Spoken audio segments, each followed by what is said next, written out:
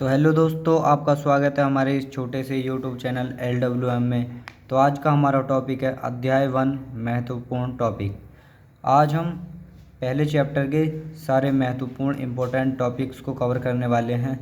आप इन 10 topic point को cover कर लो, इसके बाहर कुछ नहीं आएगा। ये हमने यहाँ पर 10 पॉइंट लिखे हैं, इनसे बाहर कुछ नहीं आएगा। आप इनको अच्छे से कवर कर लो तो सोचो आपके 10 से 15 अंक आ चुके हैं।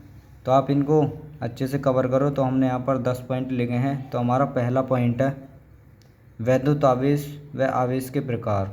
आपको वैद्युत आवेश की परिभाषा क्या होती है वो लिखनी है, और वैद्युत आवेश के प्रकार, आपको आवेश के प्रकार याद रख करने हैं और उसकी डेफिनेशन याद करनी है।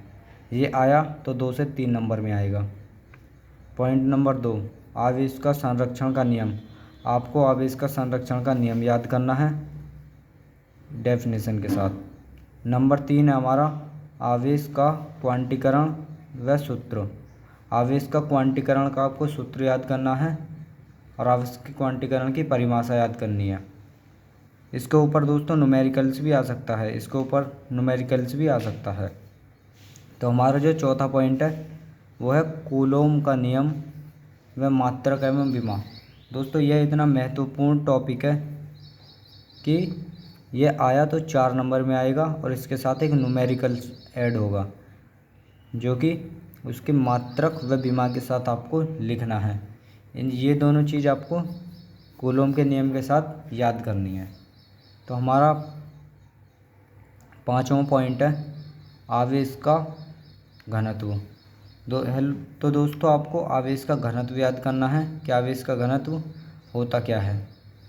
हमारा 6वां पॉइंट है वैद्युत क्षेत्र व वैद्युत क्षेत्र की तीव्रता का सूत्र।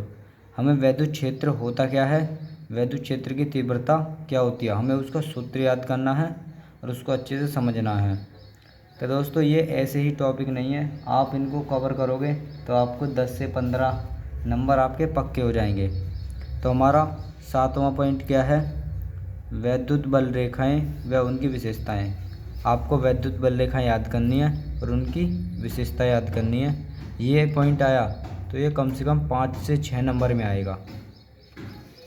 तो हमारा 8वां पॉइंट है वैद्युत द्विध्रुव के कारण वैद्युत क्षेत्र की तीव्रता अक्षीय स्थिति में, और दोस्तों हमारे यहाँ पर निरक्षीय स्थिति में और व्यापक बिंदु पर।